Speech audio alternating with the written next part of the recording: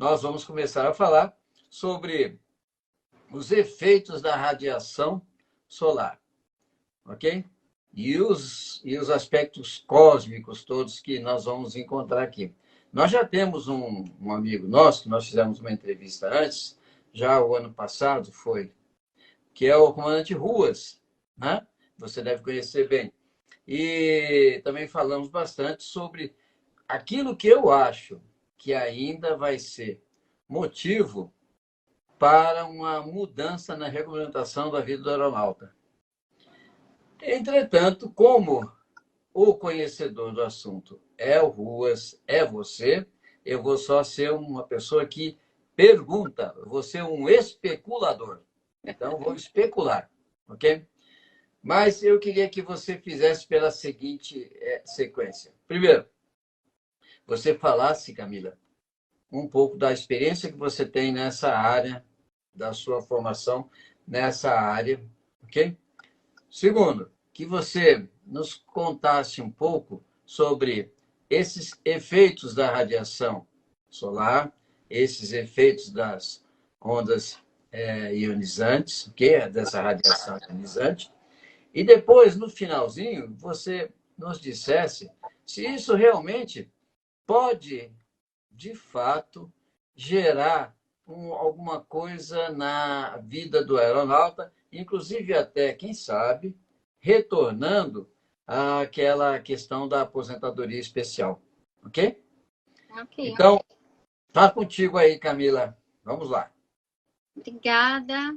Eu agradeço primeiramente o convite, muito obrigada. É muito legal ter a oportunidade de falar disso, porque todo mundo conhece, né, radiação solar, todo mundo vai para a praia, todo mundo, mesmo em São Paulo, se queima do sol, né, sabe, dos perigos da radiação solar, mas é interessante saber o quanto isso pode ser prejudicial na vida dos tripulantes em geral, né?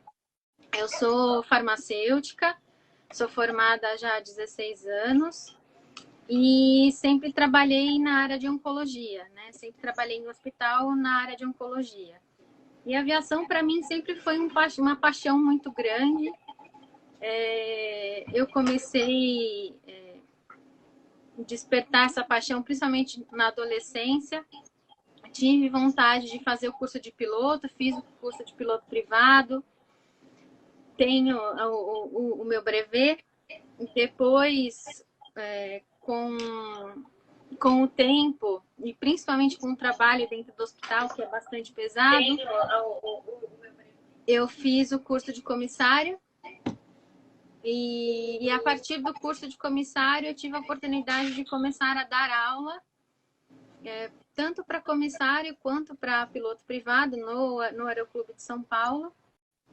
E aí, desde então, o meu estudo, isso já faz uns 2 anos, os meus estudos foram cada vez mais indo atrás de fisiologia de voo, né? Que é justamente juntar aquilo que eu aprendi na faculdade, o meu dia a dia, né? O que pode acontecer com o nosso corpo a partir do momento em que a gente está voando, e a aviação. Então, são duas paixões que se juntaram. Essa foi a oportunidade que eu tive. E nesse ano eu comecei um curso de pesquisa clínica e eu tive que fazer um trabalho, então, sobre algum tipo de pesquisa clínica, né? E aí eu decidi fazer uma pesquisa com pilotos para verificar o conhecimento deles em relação a essa exposição solar, né? Se eles têm essa consciência de que eles estão muito mais expostos do que quem está no solo. E, infelizmente, no momento, por questões éticas, eu não posso compartilhar muita coisa dos resultados desse trabalho, até porque eu estou fazendo ainda, né, os resultados, mas são resultados bem interessantes, assim, que eu consegui pegar. A radiação, então, respondendo aí a sua pergunta, a radiação solar, todo mundo conhece, é uma radiação, como o próprio nome diz, vinda do Sol. E tem lá os raios UVA e os raios UVB, que são os dois principais, né? Tem a radiação UVC também e a radiação infravermelha. E aí a gente se depara com os raios UVA e UVB, que são bastante prejudiciais, porque eles conseguem penetrar na nossa pele e eles são perigosos porque eles são considerados mutagênicos, ou seja, eles conseguem modificar o DNA da gente, e aí modificando o DNA pode acontecer duas coisas. O sistema nosso de defesa pode verificar essa modificação e apagar essa modificação, ou seja, ela consegue fazer a defesa dela. Muitas vezes ela não consegue realizar essa defesa e aí aquela célula modificada vai crescer e pode formar dali algum tipo de câncer, né? E os raios UVB são aqueles que causam aquela vermelhidão na pele, causam a queimadura da pele. E o UVA, ele não tem, ele é principalmente um agente que ajuda, né, que potencializa a ação do UVB e ele é muito mais penetrante, então ele chega nas camadas profundas da pele, modificando então a parte do DNA, né? Ô Camila, só uma pergunta para você, que é uma curiosidade nossa, né? O Sol, né, na sua irradiação, que vem nos atinge, e vem em várias frequências e vários comprimentos de onda, né? Inclusive, dessas frequências e comprimentos de onda, existe uma faixa de comprimento de onda e frequência que nós conseguimos enxergar, né? Sim. E os limites dessa faixa são exatamente um limite de ondas longas, né? Que seria as ondas dos raios infravermelhos, Isso. e o outro limite seriam as ondas mais as menores, né? Ondas que têm uma frequência muito alta, que seriam exatamente estamos chegando no ultravioleta, ok? Não é isso? Isso, é isso Agora, mesmo. agora, essas ondas vermelhas, essas ondas de baixa frequência, elas realmente conseguem queimar a nossa pele, mas como elas não têm uma penetração muito grande, elas queimam mais na superfície. Exato, exato. E já ao contrário, conforme vai diminuindo o comprimento de onda, vai aumentando a frequência, a penetração na nossa pele é cada vez mais profunda, né? E quando Isso. chega nos raios ultravioletas, quer dizer, na realidade, vamos falar do infravermelho, do ultravioleta, ele tem uma penetração muito maior e vai queimar lá no fundo. Mas queima do mesmo jeito.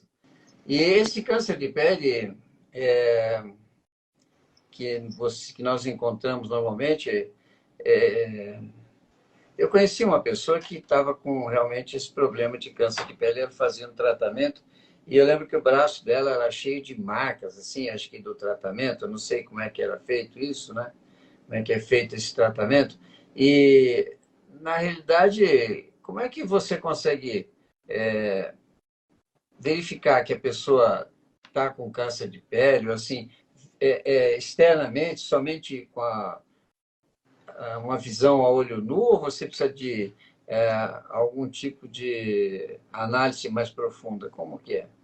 Na verdade, as duas coisas. O aparecimento de câncer de pele se dá principalmente devido a manchas na pele, né? Então, alguma pinta que apareça na pele, e geralmente são pintas escuras e que a borda dela é toda, ela não é bonitinha, não é bem desenhada, ela é toda bagunçada, né? Ela tem uma desordem. E o aparecimento de verrugas também, às vezes existe não só a pinta, mas com uma verruga ou só a verruga. É que existem diversos tipos de câncer de pele, né? O pior deles é o que a gente chama de melanoma, e é o que mais mata, na verdade. Os outros são bem curáveis, são bastante curáveis, e o melanoma, infelizmente, é o que mais mata, porque ele tem uma grande chance de dar metástase, né? E ir para outros locais do corpo, diferentemente dos outros tipos. Entendi, entendi. Eu realmente, nesse sentido, eu sou bastante ignorante, né? Não tenho. Eu sabia que o câncer de pele às vezes levava a óbito, mas eu não tinha ideia exatamente por causa da metástase. É isso aí.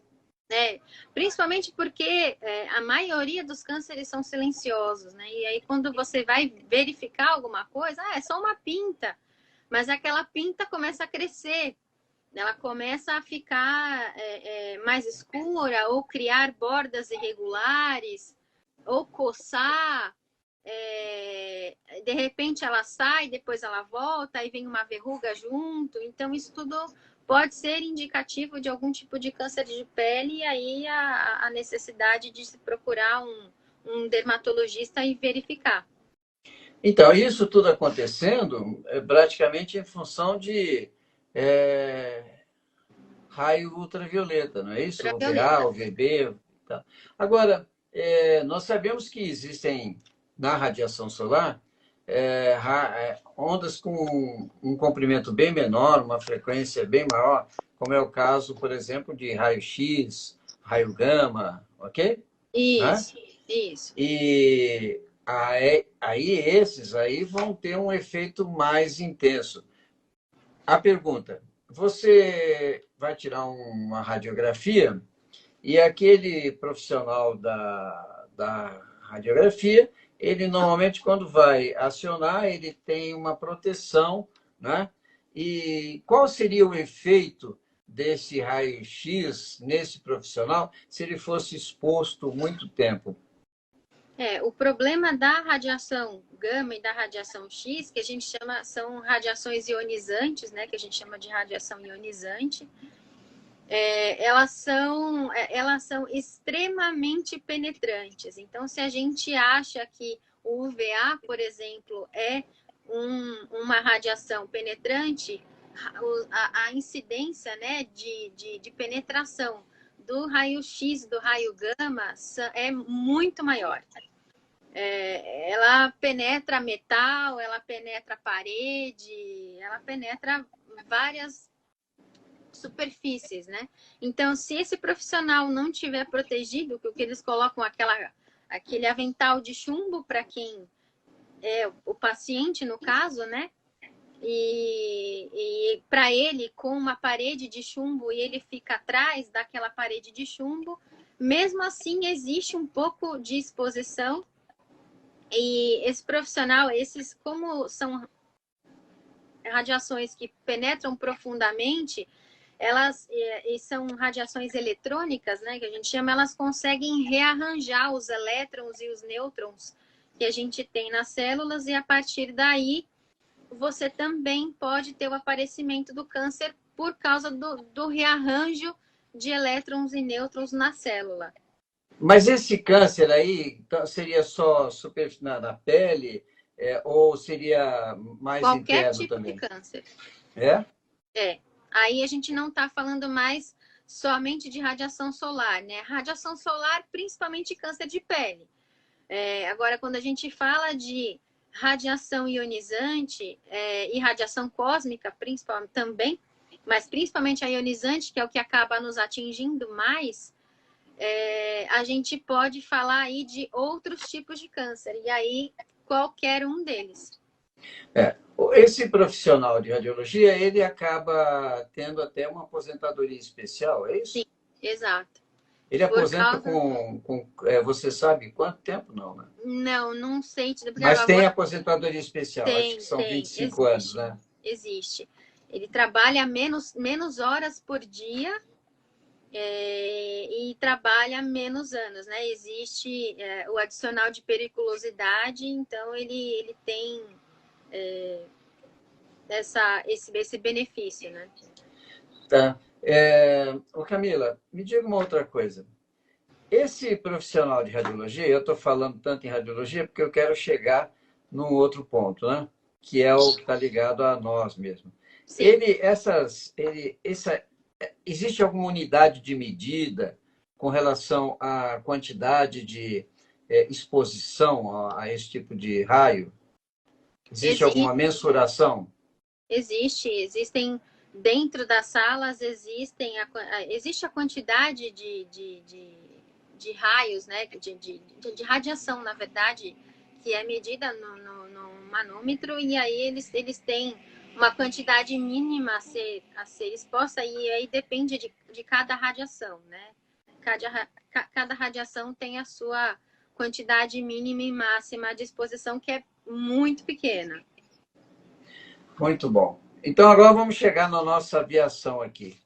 E agora, os nossos queridos amigos aviadores, né, os aeronautas. Eu digo aviadores porque você pode estar sujeito a isso sem necessariamente ser aeronauta, né? Basta estar voando ali. E, de repente, até passageiro, né? Sim, com certeza, com certeza. E aí nós temos, eu conversando com o Ruas outra ocasião, né, nós estávamos comentando, e ele falou que essa concentração se dá com maior intensidade numa altitude de aproximadamente 10 mil metros, 30 mil pés, por aí, nessa faixa. Sim. Por que seria isso? Na verdade, você já tem o começo da exposição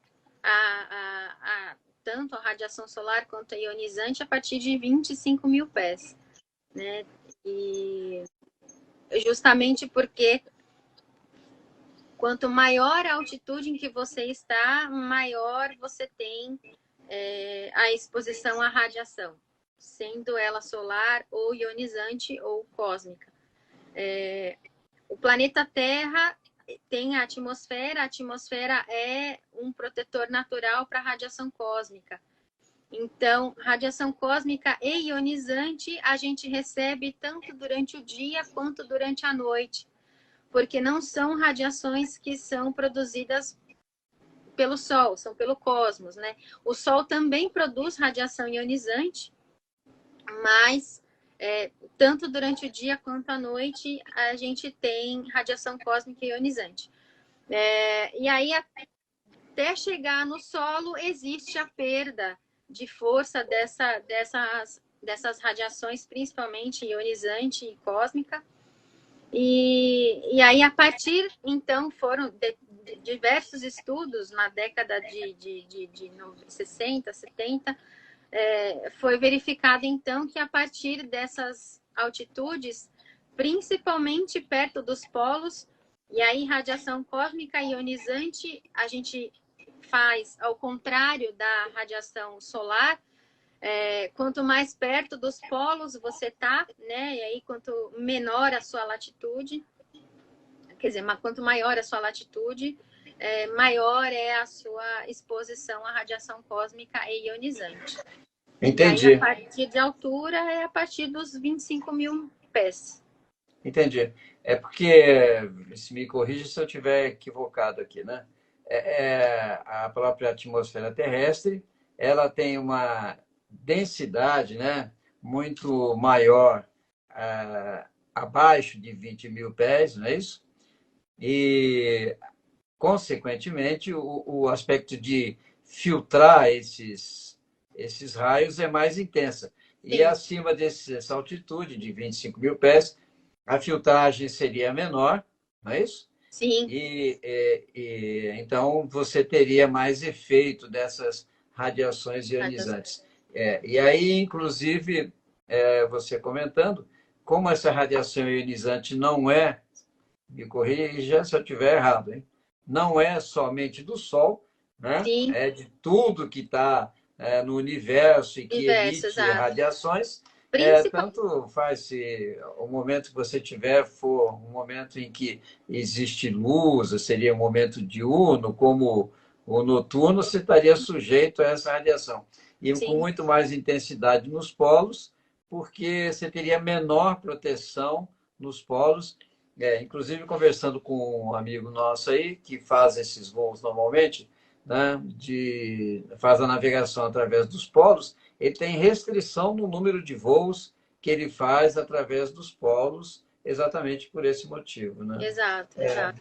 Muito É bacana. interessante porque a radiação cósmica e a ionizante, elas são principalmente advindas de explosões de estrelas, né? Do cosmos, por isso que ele recebe esse nome, né? Radiação cósmica. Vem lá do espaço, do cosmos, e então é interessante porque astronautas, principalmente, estão muito mais, estão fora do planeta, né? Da própria proteção que a gente tem. Então, eles estão extremamente expostos e, principalmente por causa disso, a permanência deles no espaço é bem pequena, né?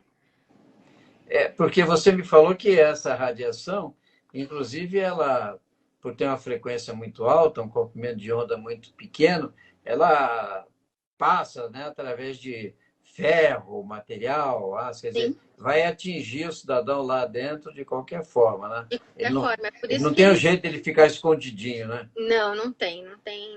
Não existe ainda hoje nenhum material que tenha sido estudado e que consiga proteger, como uma roupa, por exemplo, o ser humano. Então, a quantidade de exposição a que um astronauta, por exemplo, é exposto é extremamente grande, né? Então, a permanência dele no espaço é bem menor e se ele por algum motivo tiver que voltar, tem que ter um tempo, né, bem grande entre uma exposição e outra.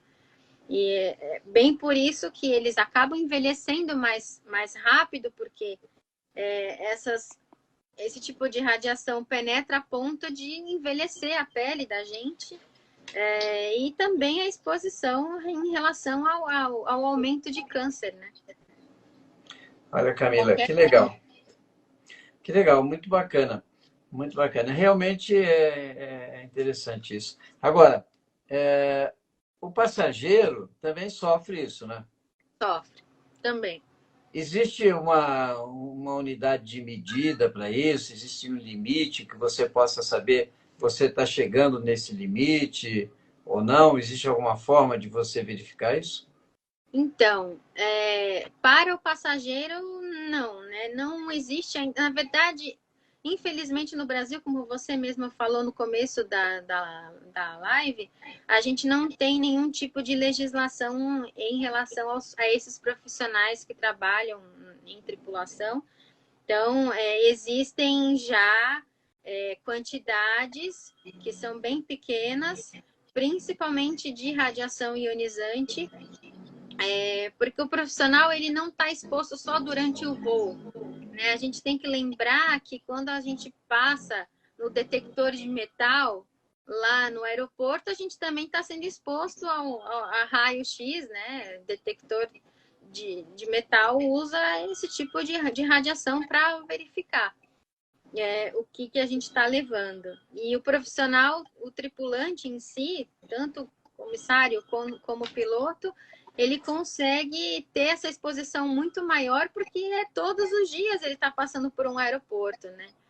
Então, eu não me lembro de cabeça agora o nível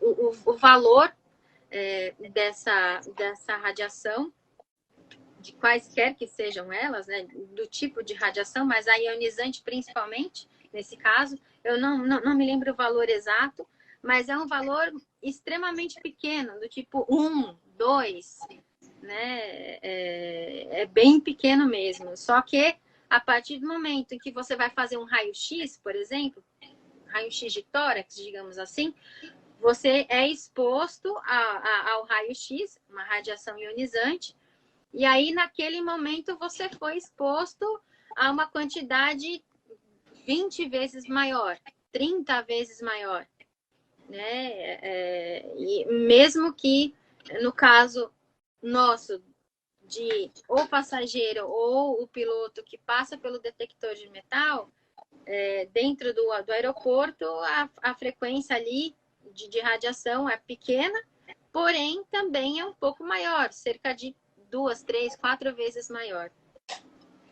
É interessante, E interessante. dentro da aeronave, o passageiro, sim, está exposto também, porque radiação ionizante, radiação cósmica, por ser altamente penetrante, vai penetrar a aeronave em qualquer assento em que o paciente esteja, que o viajante, Passageiro.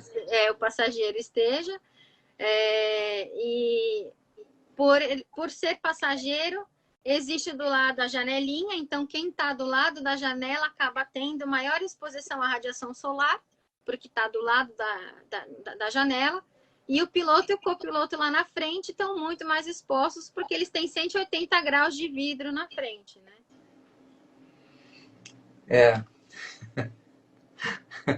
É terrível a ideia, né? De que Sim. você não tem um lugarzinho para se esconder, né? Não existe. Não existe. Dentro de alguns grupos de trabalho que a gente está acompanhando, existe uma ideia de se ter fontes científicas mais evidentes, né? Mais, com peso maior, para poder trabalhar até numa legislação em Exato. função do aeronauta.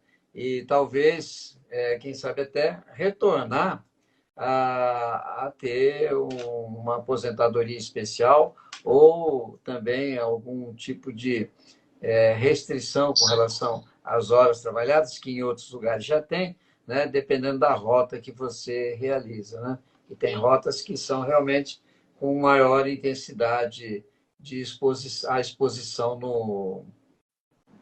desses raios cósmicos e ionizantes aí. Sim. Né? É isso aí. E também a própria radiação solar, né? A gente que vive no trópico sabe bem disso. Mas o que é gozado é o seguinte, a radiação solar ela tem maior intensidade, né, nas baixas latitudes, regiões do Equador, ali, região tropical, mas a radiação ionizante parece que tem mais intensidade nas regiões de alta latitude, na região polar, né? Exato. Quanto então, mais ao as norte, radiações, mais ao sul. as cósmicas e ionizantes teriam mais intensidade na região polar, e as radiações solares, no caso aí o ultravioleta, com maior intensidade nas radiações, nas baixas latitudes, né? Isso. Nas regiões equatoriais. É bacana. E o trabalho... Justamente no caso, existe um estudo feito com mais de 1.000 pilotos, em que assim, não existe nenhum estudo científico que realmente fale.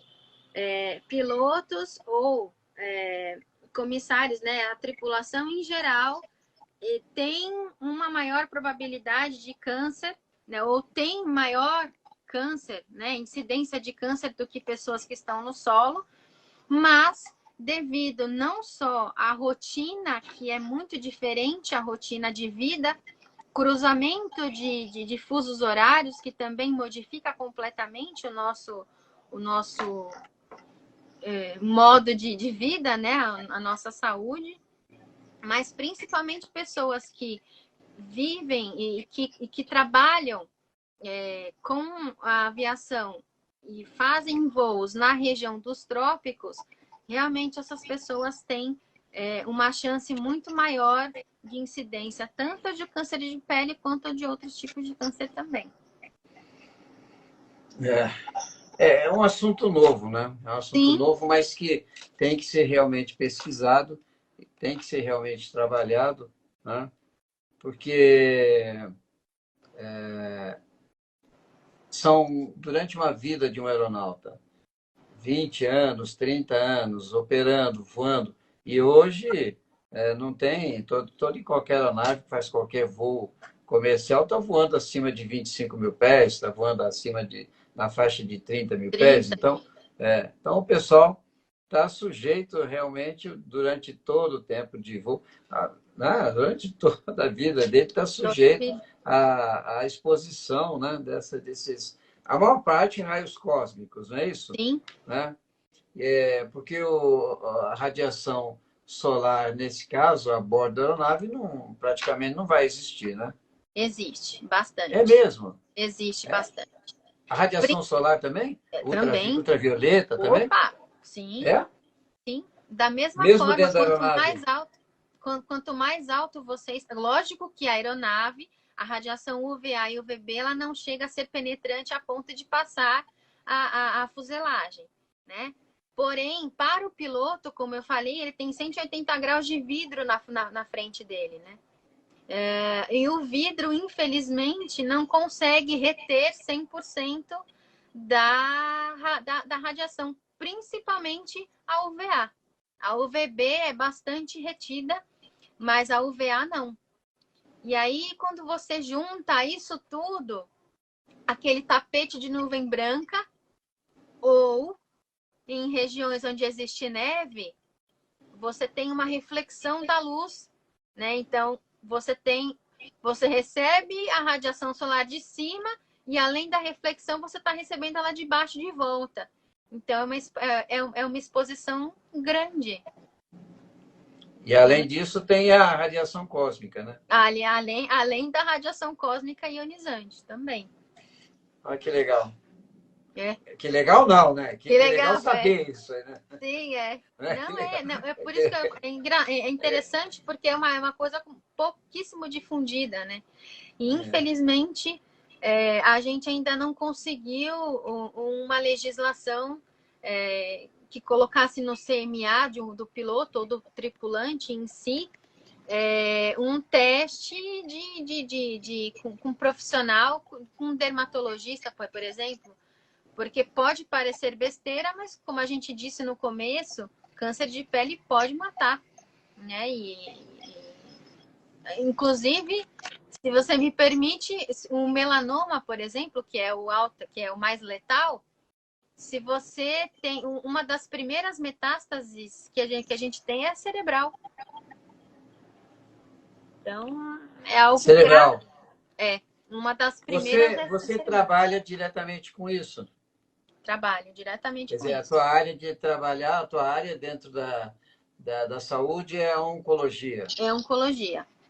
E essa oncologia tem a parte que nós estamos conversando agora, que seria o câncer de pele, e você tem trabalhado bastante com esse tipo de ocorrência de câncer de pele? Sim, não é algo tão comum, por exemplo, como um câncer de intestino, um câncer de mama, mas é bem mais comum do que a gente pensa, né? Imagina. Exato. Imagina. Bem mais comum do que a gente imagina. Eu me recordo que eu tive um problema há uns anos atrás. Eu estava com uma irritação na pele e eu fui, então, né, procurei um especialista, um médico e tal, e ele fazendo uma análise daquela irritação na pele, de repente, num segundo momento, ele olhou para uma pinta que eu tinha e não tinha nada a ver com aquilo que estava irritado, né? Até em outro lugar. Ele falou, olha, deixa eu ver essa pinta aqui. Aí começou a olhar e falou, olha, eu quero que você venha fazer um exame sobre essa pinta. Eu falei, mas o que tem essa pinta aí? Ele falou, não, eu quero uma análise dessa pinta. Eu falei, e realmente, né, eu fiz a análise que ele pediu, mandei, fizeram uma raspagem lá, tiraram e tal. Não tinha nada, não era nada, não sei por que era aquela pinta, né?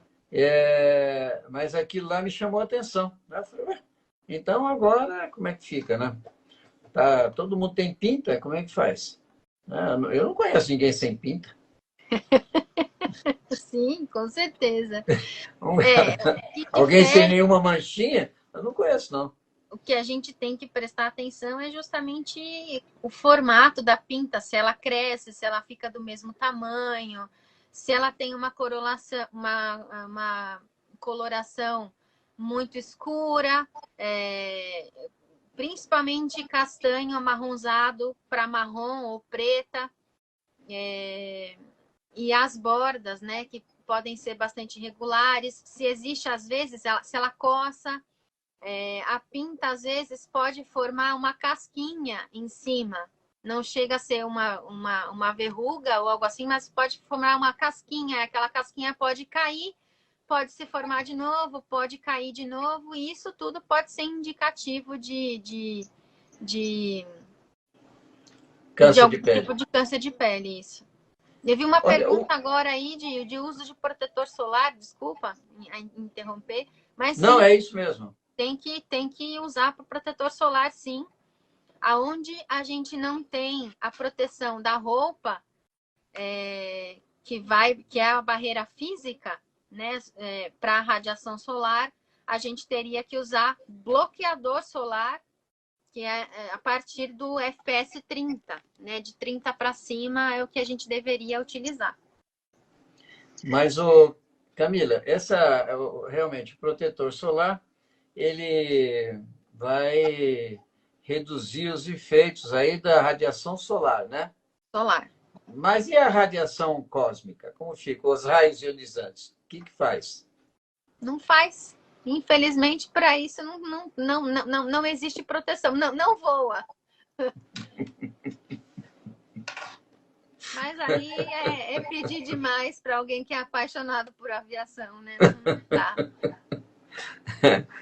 Vai o André tá dizendo que geralmente ele usa camisa com manga comprida para voar. Então, é bom, André, é bom. Boa. Ah, boa. Você consegue proteger os braços, mas as suas mãos ficam desprotegidas. Então, utilize bloqueador solar nas suas mãos e no rosto. Uso de óculos de sol com proteção UVB e UVA, né? Com proteção para proteger os olhos, porque não só de câncer de pele vive a gente de radiação solar. A gente pode ter cegueira, a gente pode ter catarata, né? Cegueira parcial, e aí a gente também tem que proteger os olhos. Ah, mas isso aí todo piloto faz. Sim. Todo piloto, quando começa a voar, ele compra um computador e um óculos escuro. Não, então, eu espero que óculos escuros seja com proteção, por favor. Mas aqui, como que óculos escuro com proteção? Como é que é isso agora? A lente do óculos tem proteção, proteção física, né? Contra a radiação Entendi. UVA e a UVB. Tá, entendi. O Leandro, esse negócio de veste de chumbo, né? Como no raio-x. Bom, isso aí, no caso do aeronauta, nem pode pensar, né? Isso aí não existe, né? Senão vai ultrapassar o peso massa decolagem. Você imaginou todo mundo com veste de chumbo, né? Peso e balanceamento vai pro brejo. Aí não dá, né? E depois, essa roupa de chumbo, como a Camila já colocou no começo, acho que você não tinha entrado ainda, essa proteção de chumbo não refresca nada com relação à radiação ionizante. Só com relação a raio-x, essas coisas, né? Exato. Mas a radiação ionizante não, porque ela não é solar, não é isso? Isso, exato. A veste de chumbo protege, mas existem alguns outros tipos de radiação ionizante que conseguem penetrar, inclusive, o chumbo.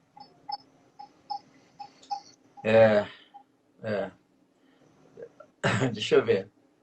Passava creme no rosto, todo e braços, quando acessava a cabine de comando, tomava um susto. Bom, é um camarada que se cuida, né, rapaz? Se cuida, com certeza. Principalmente porque os efeitos a gente só vai ver no futuro, né? É um cara que se cuida. Não, né? Claro, com certeza. Tem Parabéns. cara que não, tem cara que não liga, tem cara que se cuida. Isso aí você fala assim, não, isso é bobagem, isso. Mas não é bobagem, não. Se você prestar atenção, né, observa uma pessoa com 50 anos que viveu na lavoura, direto exposto ao tempo, né, vento, sol. Observa a pele dele e depois uma pessoa que é com a mesma idade, mesma característica genética que vive mais protegido. Muito diferente. É muito diferente com mesmo. certeza. É muito diferente. Isso é algo. Tenho, Sem excessos, né, Camila? Sim, sem exato. grandes excessos, né? né? O cara fica com máscara, daqui a pouco o cara vai aparecer com um pepino antes de linguar nos olhos, né? Não chega tanto. Aí já fica um pouco esquisito, né? É, Eu não tenho jeito, mas devem estar nos limites aceitáveis numa faixa de tempo.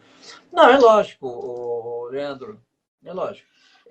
O próprio comandante Ruas, numa ocasião, quando eu perguntei isso para ele, ele até também comentou isso, porque está no livro dele isso, né? Por isso sim, que eu tinha feito esse comentário. É lógico, existe realmente a exposição, mas é num nível muito baixo, né? muito baixo. A Camila fez referência a isso agora também. Ô, Camacho, você tá aí, meu amigo, eu não vi. Olha, você conhece o comandante Camacho, Camila? Conheço por nome. Esse aqui é Pessoalmente, um. infelizmente, não tive a É, oportunidade ainda. é. O comandante Camacho para começar, ele é um gentleman, entendeu? Ele é um cavalheiro, Que é ótimo. uma pessoa maravilhosa. Atenção. Mas também é um cavalheiro que tem uma rédea curta, danada de curta. Agora ele tá mais calmo, mas ele antes era mais, né? A rédea dele tinha assim, uns 4, 5 centímetros. Mas agora soltou um pouco, né? Camacho, você está dizendo que o Concorde foi projetado para proteger os tripulantes das radiações diversas? Como que é isso, Camacho? Escreve para gente aí. Você sabe disso, Camila? Eu sei que eu li algo a respeito. O Concorde, na época, tinha medidores dentro para verificar a quantidade de radiação, né? Mas que eu tenha lido, ele não tinha, porque não tem como você proteger o tripulante com material para fazer aeronave, né? Um material físico para você fazer aeronave. Porque não dá para fazer um avião com chumbo, por exemplo, né? Mas eu sei que existiam medidores dessas radiações. E aí foi aí que começou um estudo maior, principalmente do pessoal lá dos Estados Unidos, do FAA, para poder verificar a quantidade, né? Se existia realmente o nariz movimentava-se até tornar-se um escudo. Isso eu não sabia. É. Eu vou convidar o comandante Camacho, se ele me der essa oportunidade, né, de fazer uma live com a gente e a gente tratar desse assunto aí também, entendeu? Mais ou menos. E aí, de repente, Camila, você podia participar também. Só que aí não dá para ser, eu não sei se dava para ser pelo Instagram, acho que aí tinha que ser pelo Pelo YouTube, né? Não YouTube, sei. É. Agora, tem uma coisa, Camila, esse material que nós estamos fazendo aqui, você pode ver que às vezes eu estou te fazendo alguma pergunta assim, é porque esse material vai ser editado, entendeu? E Sim. nós vamos fazer vamos lançar isso também no, no YouTube, só que bem mais curto, né? Nós Uhum. estamos agora conversando há quase 1 hora, mas no YouTube vai ficar uns 5, 6 6 minutos minutos. só com as respostas que é aquilo que você colocou para a gente, né? Isso aí, se você permitir que a gente faça isso, né? Claro, claro. Com Tá certeza. bom? Com certeza. Tá. Muito bom, Camila. Camila, você me tirou umas dúvidas que realmente eu tinha, né, com relação a isso. Porque Bom, eu falava assim, mas poxa vida, por que que na calota polar? Porque a minha cabeça girava naquele buraco, né, naquela falha da camada de ozônio, né? Aham. Ficava em torno disso. Agora, você fez uma colocação que é muito bacana, que eu agora entendi. Realmente, o que está gerando, o que vai gerar essa radiação ionizante, né, não é a radiação solar, não é? Não. É basicamente a radiação cósmica. E aí não tem dia, não tem noite, não tem nada. E realmente na camada, na região dos polos, realmente está mais fragilizada. É isso aí. Sim, sim. Muito bacana. O Sol também faz, né, emite radiação ionizante, mas em menor escala em relação ao cosmos em geral. Então, explosão de estrelas a gente tem, acredito eu, diariamente, né? Então, com certeza. vem daí a principal fonte dessas radiações, tanto cósmica quanto ionizante. Ótimo, ótimo. Camila, minha querida, eu te agradeço muito você ter participado disso conosco. Eu espero que esse trabalho que você está fazendo de pesquisa, ele realmente possa ser completado, possa ser ampliado, que seja mais algum material que a gente possa ter à disposição daqueles que trabalham e que praticam aviação de uma maneira geral, ok? Amém. E eu só posso te agradecer. Muito obrigado. Muito obrigado a você. Agradeço muito o convite. E para quem quiser saber mais sobre o trabalho, a gente montou um Instagram para divulgar o resultado do trabalho, principalmente para colocar informações educativas, coisas que ajudem os tripulantes. Então, a gente fez lá o Instagram que chama-se @efeitoícaro. E aí lá, assim que o resultado estiver pronto, a gente vai divulgar o resultado. E a nossa intenção é publicar esse trabalho e, quem sabe, inclusive, fazer algo mais profundo, né? Grande Obrigada. beijo. Tchau, tchau. Obrigado, Camila.